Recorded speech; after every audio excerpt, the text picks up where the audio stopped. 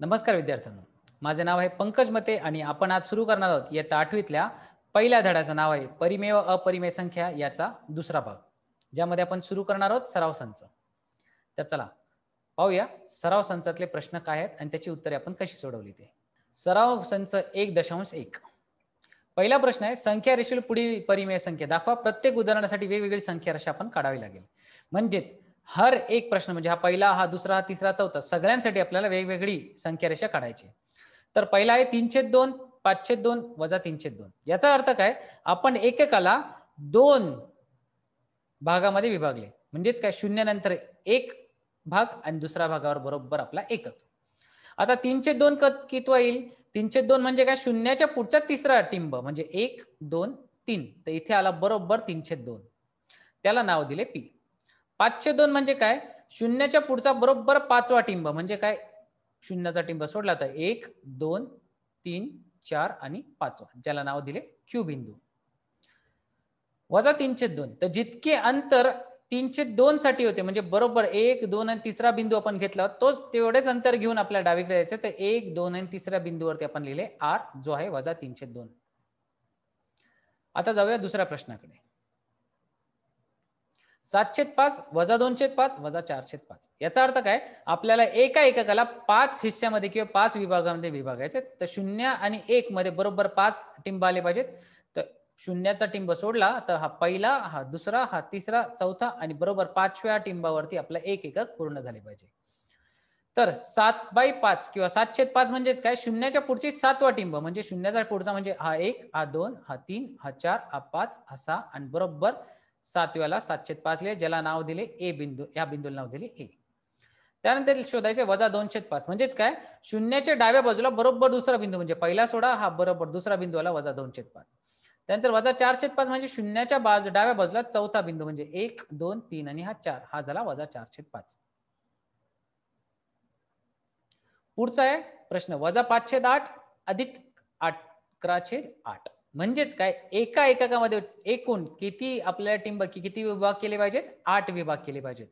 तर बघा, शून्याचा बिंदू सोडला तर हा 1, हा 2, हा 3, हा 4, 5, 6, 7 आणि बरोबर 8व्यावरती एक एकक पूर्ण. तर मला सांगा, 11/8 कधी येणार? तर 8 रेषा म्हणजे एक एकक झाले. तर 8 बिंदू म्हणजे एक एकक झाला आणि त्याच्या पुढची तिसरी म्हणजे 1, 2 तिसरा बिंदू हा झाला 11/8 आणि त्याला नाव दिले बिंदूला ई. वजा 5/8 म्हणजे काय, शून्याच्या डावीकडचा पाचवा बिंदू म्हणजे 1, 2, 3, 4 आणि हा 5. तर या बिंदूला नाव दिले एफ आणि हा झाला वजा 5/8 हा बिंदू.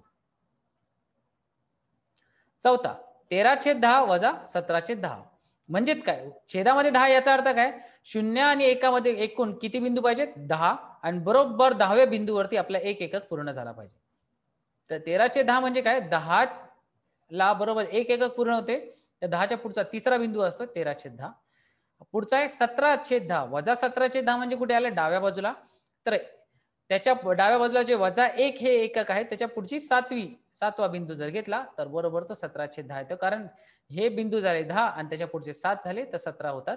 तर वजा 17/10 ह्या बिंदूवरती आपण एम हे लेटर दिले. दुसरा प्रश्न, दिलेल्या एक संख्या रेषा पाहून विचारलेल्या प्रश्नांची उत्तरे लिहा. तर ही संख्या रेषा आपल्याला दिली आहे, ज्यावरती वेगवेगळे बिंदू ठेवलेत ए, बी, ई, ओ, एफ, सी आणि डी. आणि बरोबर तुम्ही पाहू शकता, 2 एककांमध्ये किती विभाग झालेत? तर 1, 2, 3 आणि चौथा बरोबर 1 एककांमध्ये 4 विभाग झालेत. तर आपण पहिल्या प्रश्नाची उत्तर देऊ. बी बिंदू हा कोणती परिमेय संख्या रेषा दाखवतो किंवा संख्या दाखवतो? तर बी हा बिंदू येतो डाव्या बाजूला म्हणजेच ऋण संख्या येणार. आणि लक्षात ठेवा, आपल्याला एका एककामध्ये किती बिंदू आहेत किंवा किती विभाग केले? 4 विभाग केलेत. तर आपण बिंदू मोजूया. हे 4 झाले, हे 4 झाले आणि 4च्या पुढे किती? 8, 9. तर आपल्या बरोबर बी ही बिंदू कुठली परिमेय संख्या रेषा दाखवते? वजा 9/4 अशी. तर अशा प्रकारे आपण सगळ्या प्रश्नांची उत्तर देऊया. तर बी हा बिंदू वजा 10/4 हे म्हणजेच वजा 5/2 ही परिमेय संख्या दाखवतो.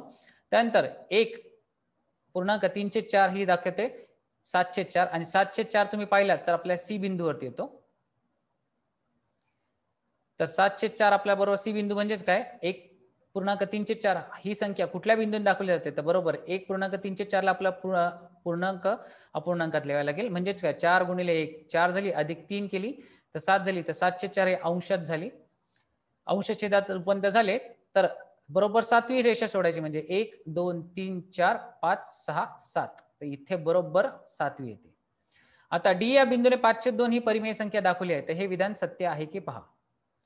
तर डी या बिंदूने 5/2 ही संख्या दाखवली, याचा अर्थ काय, पहिले आपण मोजूया किती टिंबावरती किंवा कितवी ठिपक्यावरती डी हा बिंदू आहे. तर 1 2 3 4 5 6 7 8 9 आणि 10. तर बरोबर 10व्या रेषेवरती किंवा 10व्या टिंबावरती हा डी बिंदू आहे. आणि एका एककाला किती बिंदूंमध्ये डिवाइड केले, भागले आहेत 4. तर बरोबर आपण 10/4 लिहिला. आणि 10/4 जर 5 ने जर भागले तर 10ला 5 ने भागले तर वरती अंशात येतो 5 आणि 4ला 5 ने भागले उत्तर येते 2. म्हणजेच काय, हे दिलेले सत्य विधान आहे. आता वळूया सराव संच 1.2 कडे. खालील संख्यांमधील लहान मोठेपणा ठरवा. तर पहिला प्रश्न आहे -7 -2.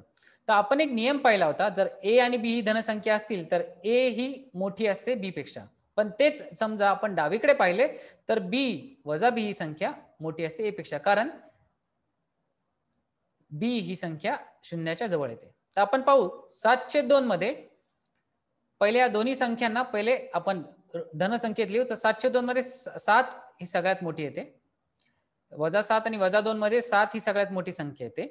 परंतु याला जर आपण ऋण संख्येत पाहिले तर आपली -2 ही सगळ्यात मोठी संख्या आहे. कारण आपल्याला अजून एक उत्तरही माहिती आहे, जी संख्या शून्याच्या सगळ्यात जवळ असते ती सगळ्यात मोठी असते. म्हणून -2 ही शून्याच्या सगळ्यात जवळ आहे, म्हणून -2 मोठी झाली 7 पेक्षा.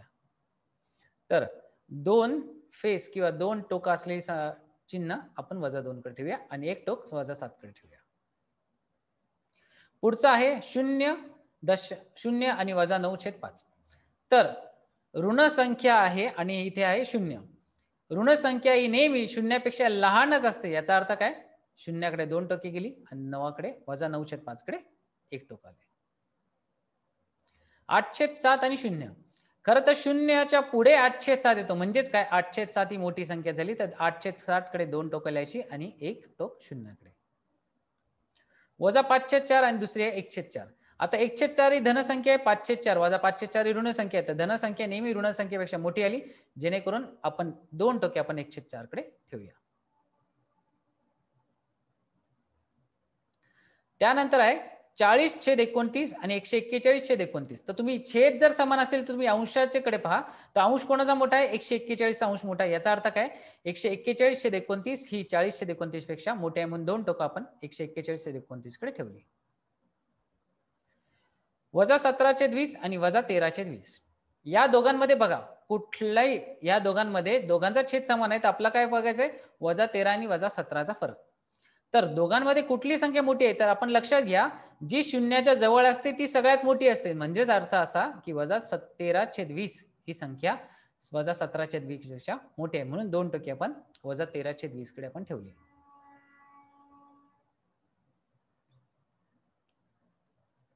सातवा प्रश्न आहे 15/12 आणि 7/16. यामध्ये प्रयत्न करू दोघांचा छेद समान करायला. परंतु जर असं करायला गेलं तर आपल्याला खूप वेळ लागेल. किंवा दोघांमध्ये समान या दोघांच्या बाड्यामध्ये अशी कुठली संख्या समान आहे ती आपण शोधूया. त्याला 2 प्रकारे आपण सोडवू शकतो. तर पहिल्या रीतमध्ये आपण काम करूया, ए आणि डी चा गुणाकार करू आणि बी आणि सी चा गुणाकार करू आणि पाहू दोघांना कुठला गुणाकार मोठा येतो. तर इथे ए आहे 15, बी आहे 12, डी सी आहे 7 आणि डी आहे 16. तर एडी चा गुणाकार केला तर 15 × 16 240 आणि बीसी चा गुणाकार केला तर 12 × 7 84. याचा अर्थ काय, ए आणि डी चा गुणाकार सगळ्यात मोठा झाला. याचा अर्थ मी म्हटलं होतं तुम्हाला, ए ही संख्या मोठी झाली म्हणून A/B कडे आपण 2 टोके दाखवायची आणि CD ही लहान झाली. आता पाहूया दुसरी पद्धत, ज्यामध्ये आपल्याला काय पाहायचंय. मी तुम्हाला म्हटले 15/12 संक्षिप्त रूप देऊ. म्हणजे याचा अर्थ काय, 15/12 आपण विभागूया. तर 3 × 5 आले, 4 × 3 आले. 3 दोन्ही झाले, भागाकार एकमेकांना गेला तर उरले 5/4. आता 5/4 आणि 7/16 जर तुलना करायची असेल तर ह्या 5/4 आपण 4 ने गुणूया तर उत्तर आले 20/16. आता 20/16 या दोघांचा छेद समान झाला तर 20 ही संख्या 7 पेक्षा मोठी झाली. याचा अर्थ काय, 20/16 ही 7/16 पेक्षा मोठी झाली. म्हणजेच आपल्याला 15/12 ही संख्या 7/16 पेक्षा आपल्याला 7/12 पेक्षा लहान. प्रश्न 8वा, -25/8 आणि -9/4. आता पहा, याचा आपण छेद समान करू शकतो.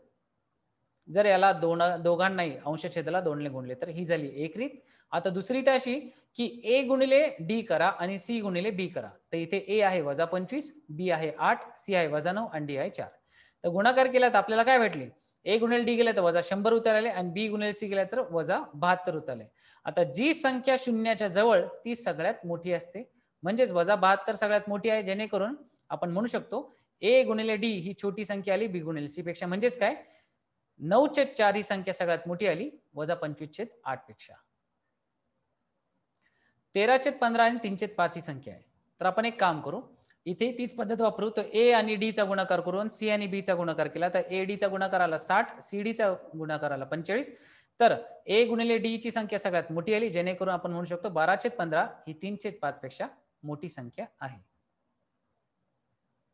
दुसरी पद्धत पाहायला गेली तर 3/5 ला आपण इथे 12/15 चा आपण छेद पाहिला तर 15 आहे, तर 3/5 चाही छेद आपण 15 करू शकतो. जर समजा अंश छेदाला 3 ने गुणले तर 3 ने गुणले तर आपल्याला उत्तर किती आले? किंवा याचा तुम्ही भाग पाडू शकता. तर विभाजक आले तर 3 × 4 आणि 3 × 5. तर 3 आपण भागले तर पूर्ण निघून जातात. तर 4/5 उरले आणि 4/5 ला 3/5 बरोबर तुलना केली तर छेद समान झाला. तर 4 ही संख्या मोठी आहे, म्हणजे 12/15 ही संख्या मोठी झाली. समजा दुसरी पद्धत म्हणजे अशी की याला जर समजा आपल्या छेदात 5 आणायचे असेल तर याला अंश छेदाला 3 ने गुणूया. तर 3 × 3 9 येते, 3 × 5 15 येते. तर 15 हा छेद समान झाला, पण 12 आणि 9 मध्ये 12 ही संख्या मोठी झाली, म्हणून 12/15 ही संख्या मोठी झाली, म्हणून त्याच्याकडे 2 टोक येतात. अशा 3 प्रकारे आपण ह्या प्रश्नाला सोडवू शकतो. पुढचा प्रश्न आहे -7/11 आणि -3/4.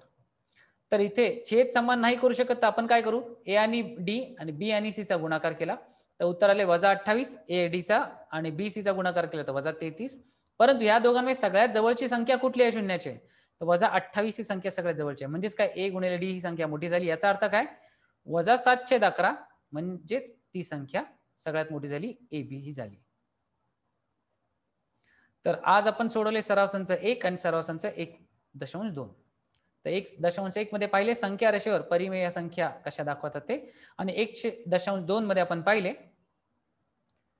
संख्यांची तुलना करायची. तर आज आपण इथेच थांबूया. पुढच्या भागात या धड्याचा पुढचा भाग पाहूया. तोपर्यंत धन्यवाद.